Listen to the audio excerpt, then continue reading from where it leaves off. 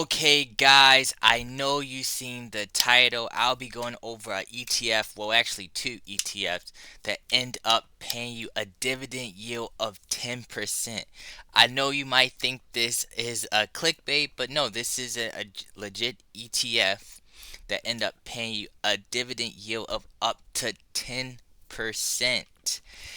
But don't worry, I'll explain exactly what's happening and the pros and cons with this particular ETF. Now, the one I'm kind of going to mainly go over because this was the most recent one. They have another one that I'll go over too, but this one is called JP Morgan's NASDAQ Equity Premium Income.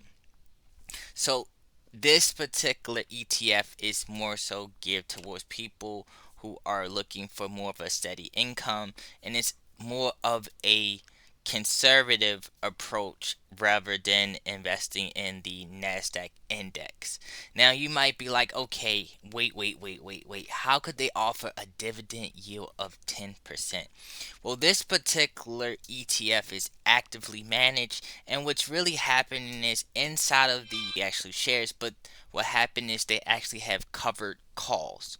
So covered calls, which means they end up selling options. So they end up selling calls, and then from the amount that they sell the calls, a premium.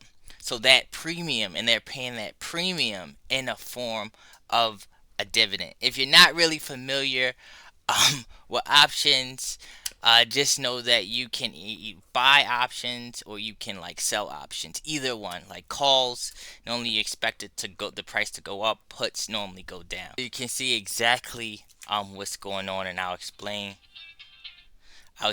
everything else that's in the fund as well. So this one is, they do it with the index of the Nasdaq. They doesn't take the full all the 100 of the Nasdaq, but they do take individual ones to kind of mimic the index. The other one that they have is, this one has a little longer track record. It's the same thing, JP Morgan's Equity Premium Income ETF, but the main difference between this one and the other one, this one is more kind of follow large caps, which like the S&P. Now let's take a deeper dive into it. And by the way, they're about, you can get it for about $50, about $54 and $56. And I'll also share what my actual opinion is on these ETFs. We're going to go to is this one, JP Morgan. And by the way, the ticker's JEPQ, JP Morgan Nasdaq Equity Premium Income. So if we scroll down, let's end up going to the overview. We can see as of now, 4:30, the yield would be 10.87. The expense ratio is 0.35%, which is not that bad.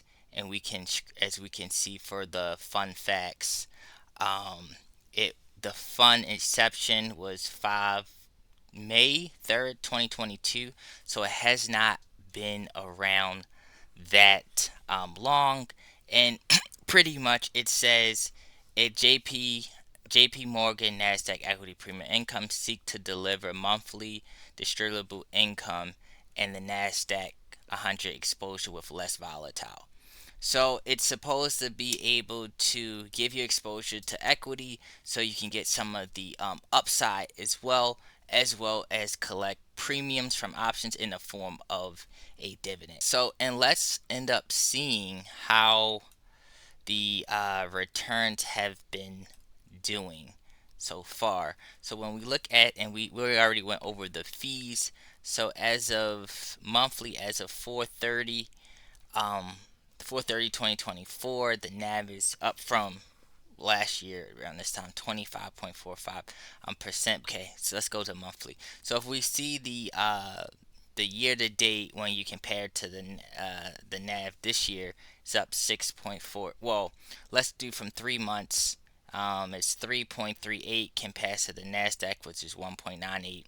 Year to date up 6.46, and the Nasdaq 100 is up 3.90%.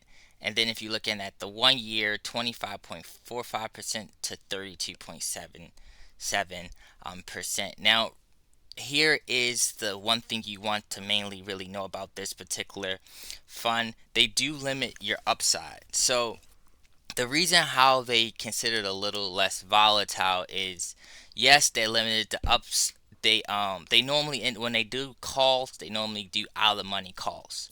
So therefore, you can, with out of the money calls, it gives you the ability to make money on the upside if the stock goes up. Now, if it goes up more than that, of course, the person has the right to end up buying. So you won't get that complete upside. If it goes up a lot more, you're not going to get that full upside. So it does limit your upside. That's like the biggest con.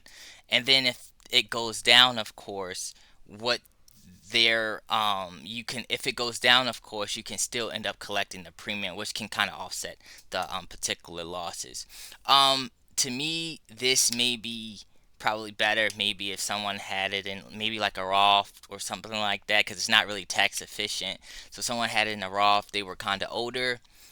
For a younger investor, I don't really see this would be a good option. But maybe if you're older, closer to retirement, you may be able to put it in the Roth, be able to end up collecting money from there.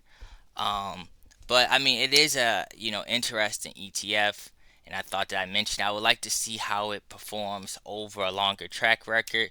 Now, this because of the way the premiums are paid, it would be considered. I want to make sure I cover everything. It would be considered ordinary income as well. They also, as far as the beta, it is a little less volatile than the S&P. Well, this one's is Nasdaq, but the other one is for the S&P. Now we can look at the portfolio to see how many holdings do they have. So it's way less holdings than the regular general index. The funds is it has a lot of components going into it, but I'm not going to go into too much detail on it. I'm just kind of going to highlight the most important things so that you can know it definitely has limited upside as far as because they're using out of the money call options, but in exchange for that, you do get the premium. You still can collect money from the premium as well, so that's pretty good. So when we look at the portfolio, when we see the holdings, and by the way, this is the one for the Nasdaq, has 98 holdings. As you can see, the companies Microsoft, Nvidia, Apple, Amazon, Meta, and you can see all the holdings there.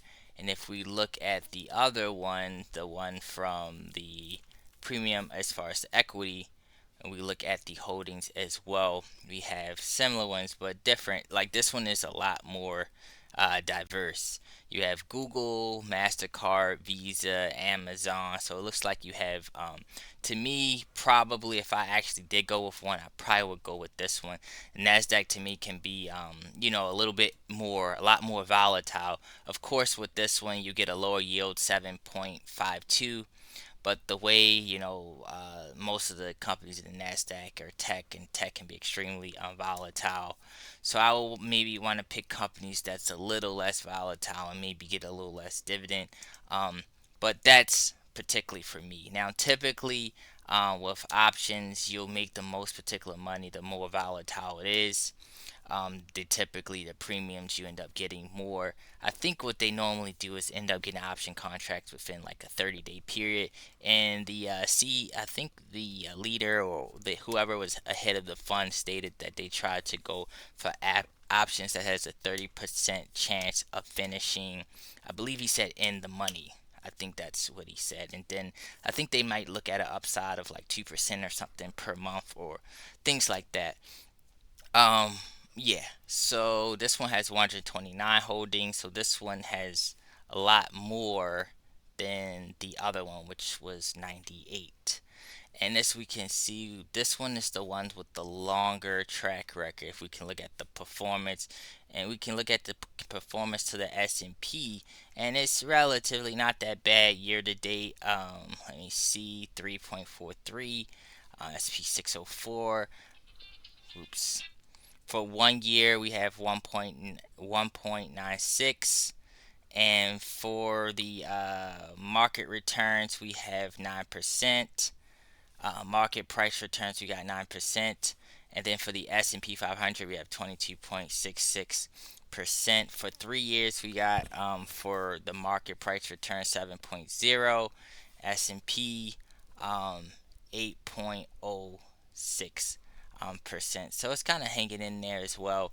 Um, but I just wanted to kind of go over it so that you guys could just know, different types of investments for me. If this one for me personally, make it more strategically, but if you're kind of a long-term investor, I would probably just go with the index.